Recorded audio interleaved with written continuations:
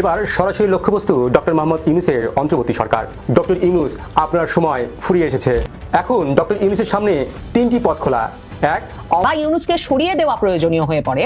প্রধান বিচারপতিকে এই পরামর্শ দেওয়া হয় এবং এই আলোচনা করতে যাওয়া হয় যে তত্ত্বাবধায়ক সরকার ব্যবস্থা ফিরিয়ে আনতে যাতে আদালত সক্রিয় হয়ে ওঠে এবং প্রধান উপদেষ্টা পদে কাকে নিয়োগ করা যাবে, প্রধান উপদেষ্টা হিসেবে কে দায়িত্ব নিতে পারেন তত্ত্বাবধায়ক সরকারে। তারা লিখেছেন যে আওয়ামী লীগের উপর নির্যাতন বন্ধ করতে হবে এবং আওয়ামী লীগের উপর থেকে স্থগিতাদেশ প্রত্যাহার করে তাদেরকে রাজনীতি করার সুযোগ দেওয়া উচিত। আওয়ামী লীগের সদস্যদের বিরুদ্ধে রাজনৈতিক উদ্দেশ্য প্রণোদিত এবং বিশ্বাসযোগ্য প্রমাণের অভাবে মামলা সহ চলমান নির্বিচার গ্রেপ্তার এবং আটক অবিলম্বে বন্ধ করা উচিত। এবার অধ্যাপক ইউনূসের বিদেশি বন্ধু ও মিত্ররাই আওয়ামী লীগকে ফেরাতে চায়। এবার নোবেল বিজয়ীকে চিঠি দিয়ে আওয়ামী লীগকে নিয়ে বাংলাদেশের জাতীয় নির্বাচন বাংলাদেশ। এবার সরাসরি লক্ষ্যবস্তু ডক্টর মোহাম্মদ ইউনূসের অন্তর্বর্তী সরকার। ডক্টর ইউনূস, আপনার সময় ফুরিয়ে এসেছে।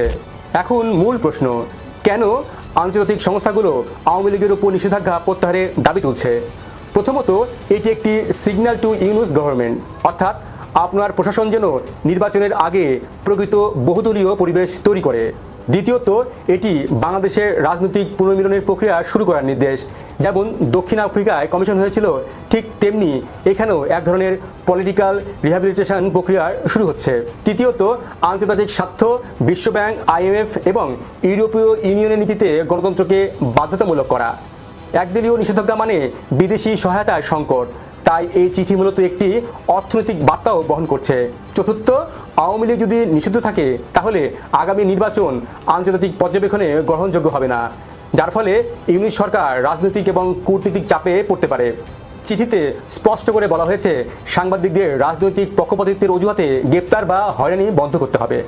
এটি নিছক নীতিকথা নয়, কারণ গত বছরে 5ই আগস্টের পর একাধিক সাংবাদিককে হত্যা মামলা, রাষ্ট্রবিরোধী প্রচারণা, মিথ্যা তথ্য ছড়ানো বা অন্তর্বর্তী সরকারের ভাবমূর্তি ক্ষুণ্ণ করার অভিযোগে গ্রেপ্তার করা হয়েছে।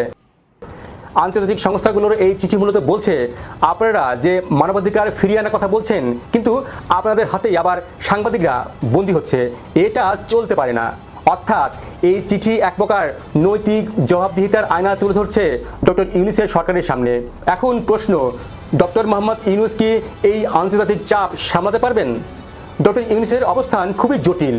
তিনি একদিকে নোবেলজয়ী এবং ওয়াশিংটন সমর্থিত ব্যক্তি, অন্যদিকে দেশের অভ্যন্তরে রাজনৈতিকভাবে বিতর্কিত। এই চিঠি তাকে এক দ্বিধায় ফেলেছে।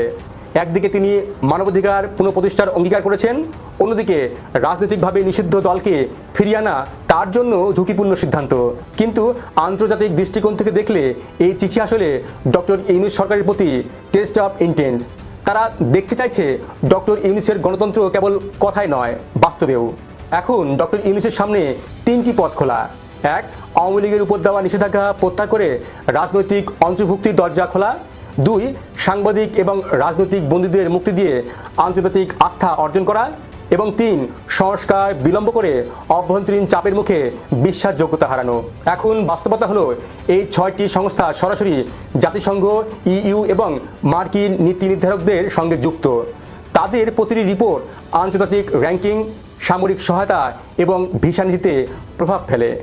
তাদের চিঠি মানে কেবল কাগজ নয়, এটি আন্তর্জাতিক কূটনীতির এক ধরনের সংকেত। যদি ডক্টর ইউনূস সরকার এই চিঠি উপেক্ষা করে, তাহলে পরবর্তী ধাপে আসতে পারে ইউরোপীয় ইউনিয়নের মানবাধিকার হিয়ারিং অথবা মার্কিন কংগ্রেসে বাংলাদেশ রাইটস রিপোর্টের আপডেট। অন্যদিকে তিনি যদি পদক্ষেপ নেন, তাহলে তা হবে তার সরকারের বড় সাফল্য, যেখানে বলা হবে ইউনূস সরকার বাংলাদেশে মানবাধিকার সংস্কারের রূপরেখা বাস্তবায়ন শুরু করেছে। এই চিঠি একটি আহ্বান নয়, এটি বাংলাদেশের রাজনৈতিক ভবিষ্যতের একটি সতর্কবার্তা। প্রথমত, এটি সংকেত দিচ্ছে যে আন্তর্জাতিক সম্প্রদায় চায় রাজনৈতিক পুনঃ অংশগ্রহণ, যেখানে আওয়ামী লীগকেও গণতন্ত্রের পরিসরে ফিরিয়ে আনতে হবে।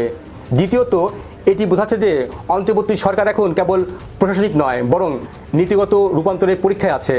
তৃতীয়ত, এটি প্রমাণ করছে গণমাধ্যম এবং মত প্রকাশের স্বাধীনতা এখন বাংলাদেশের কূটনৈতিক গ্রহণযোগ্যতার মূল সূচক। ডক্টর মোহাম্মদ ইউনূস এখন এমন এক চৌরাস্তায় দাঁড়িয়ে আছে, যেখানে সিদ্ধান্তের প্রতিটি শব্দ আন্তর্জাতিক প্রতিক্রিয়া তৈরি করবে। তিনি যদি এই 12 দফা সুপারিশের বাস্তবায়নের পথে হাঁটেন তাহলে বাংলাদেশ পেতে পারে এক নতুন মানবাধিকার অধ্যায়, যেখানে অতীতের গুম, দমন, সেনা রাজনীতি সবকিছুর পুনর্মূল্যায়ন হবে। কিন্তু যদি তিনি দেরি করেন তাহলে আন্তর্জাতিক সম্প্রদায় তার সরকারের নৈতিক এবং কূটনৈতিক বৈধতা নিয়েও প্রশ্নবিদ্ধ করবে। সবশেষে বলা যায়, এই চিঠি শুধু 6টি সংস্থান নয়, এটি আসলে বিশ্বের এক সম্মিলিত প্রশ্ন। বাংলাদেশ কি সত্যি গণতন্ত্রে ফিরে যেতে চায়? আর তার উত্তর নির্ভর করছে একজন মানুষের সিদ্ধান্তের উপর। তিনি হলেন ডক্টর মোহাম্মদ ইউনূস। তাই প্রশ্ন একটাই, ইউনূস সরকার কি আন্তর্জাতিক আস্থার চ্যালেঞ্জ সামলাতে পারবে? একটা সরকার, ইউনূস সরকার এক দফা বসানো হয়েছে কোনো রকম সাংবিধানিক ভিত্তি ছাড়া। অন্তর্বর্তীকালীন সরকারের কোনো প্রথা, কোনো নিয়ম কানুন কোথাও না থাকার পর এই সরকারটা গঠিত হয়েছে। এই সরকার পুনর্গঠন করতে হলে বা ইউনূস যদি নিজে সেফ এক্সিট চান বা ইউনূসকে সরিয়ে দেওয়া প্রয়োজনীয় হয়ে পড়ে, তাহলে আসলে বাংলাদেশের এই ভবিষ্যতে কি ঘটতে পারে, কি ধরনের সরকার গঠিত হবে।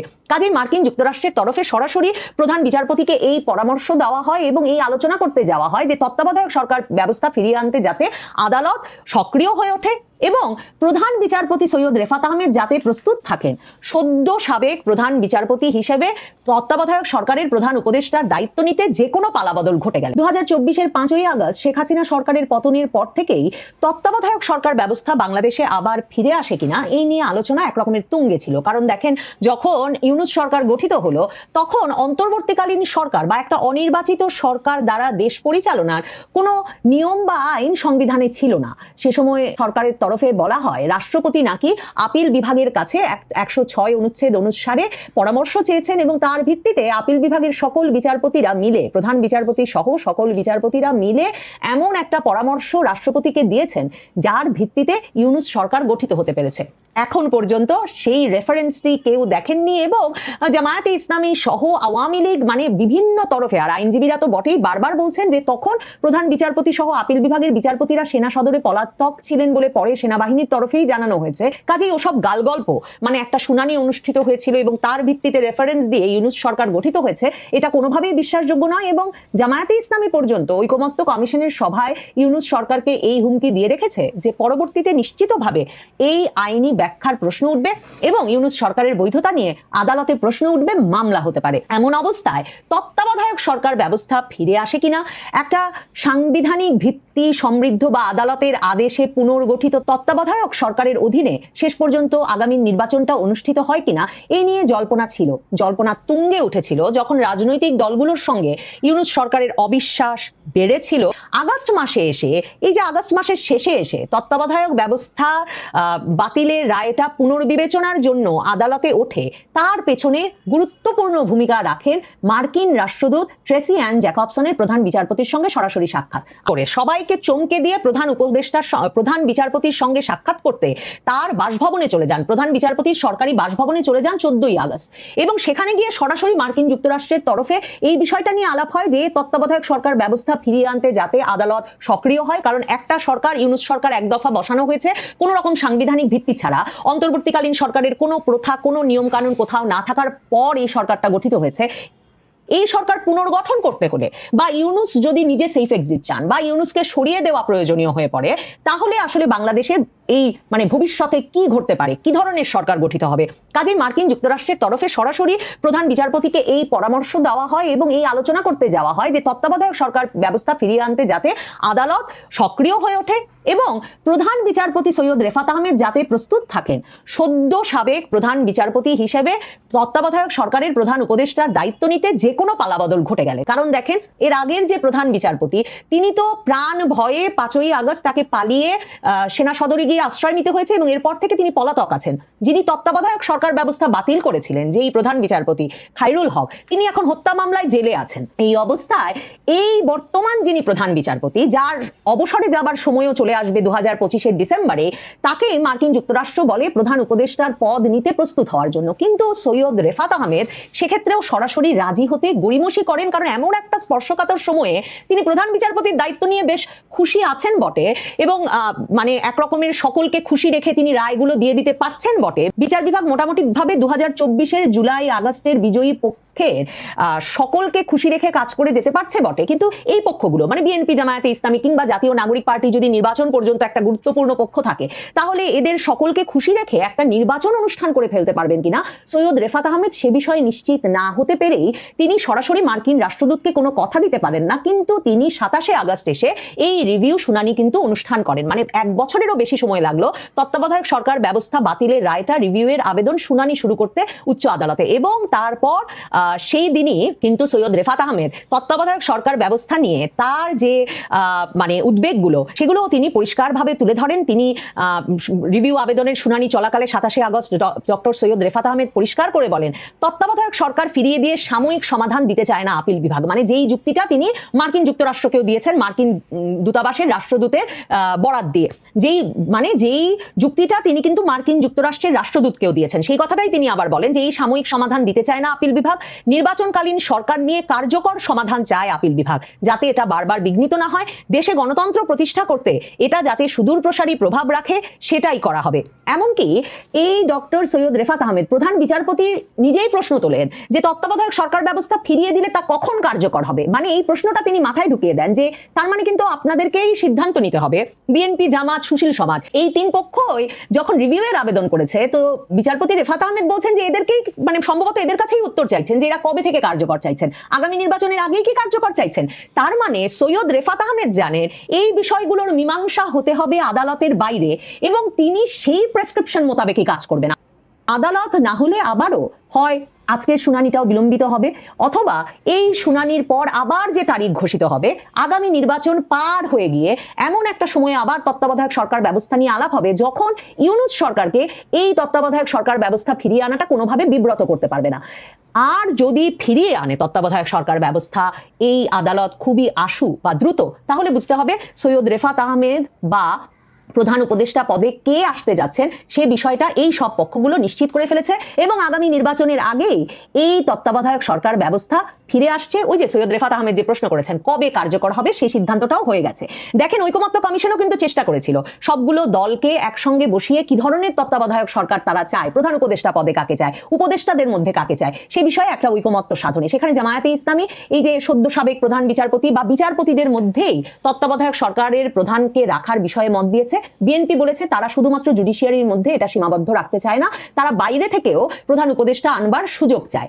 আর মেয়াদের ক্ষেত্রে বিএনপি বলেছে যে 3 মাস মেয়াদ দেওয়া ছিল সেটাকেই তারা যথেষ্ট মনে করে, কিন্তু প্রয়োজনে আরো 1 মাস বাড়ানো যেতে পারে। জামায়াতে ইসলামীও সে কথা বলেছে। কাজেই প্রধান উপদেষ্টা পদে কাকে নিয়োগ করা যাবে, প্রধান উপদেষ্টা হিসেবে কে দায়িত্ব নিতে পারেন তত্ত্বাবধায়ক সরকারে, এই বিষয়টি নিশ্চিত না হলে নিশ্চিতভাবেই ডক্টর সৈয়দ রেফাত আহমেদ প্রধান বিচারপতি এ সময়ে তত্ত্বাবধায়ক সরকার ব্যবস্থা ফিরিয়ে আনার ঝুঁকি নেবেন না। তিনি বাইরে থেকে কি ইঙ্গিত পেয়েছেন তার উপর নির্ভর করছে আদালতে তত্ত্বাবধায়ক সরকার ব্যবস্থা ফিরে আসা বিষয়টি, আর নির্ভর করছে ডক্টর সৈয়দ রেফাত আহমেদ সদ্য সাবেক প্রধান বিচারপতি হিসেবে নির্বাচনকালীন সরকারের দায়িত্ব নিতে রাজি হন কিনা তার উপরেও। সৈয়দ রেফাত আহমেদ কিন্তু সেই দায়িত্ব দিয়ে দিয়েছেন যখন তিনি বলেছেন যে কোনো অস্থায়ী সমাধান দিতে চায় না আপিল বিভাগ, আপিল বিভাগ একটা স্থায়ী সমাধান দিতে চায়। তার মানে আপিল বিভাগই সিদ্ধান্ত নিয়ে জানিয়ে দেবে, বাইরের আলোচনা সকল জেনে প্রেসক্রিপশনগুলো জেনে নিয়ে, যে বিচার বিভাগের মধ্যেই সদ্য সাবেক প্রধান বিচারপতিকে প্রধান উপদেষ্টা করার প্রথাটিই চালু থাকছে, নাকি বাইরে থেকে ডক্টর মোহাম্মদ ইউনূসের সরকারকেও এমনকি তত্ত্বাবধায়ক সরকার নাম দিয়ে নতুন করে পুনর্গঠনের কোনো সুযোগ দেওয়ার সুযোগ থাকছে। এই বিষয়গুলোর আলাপ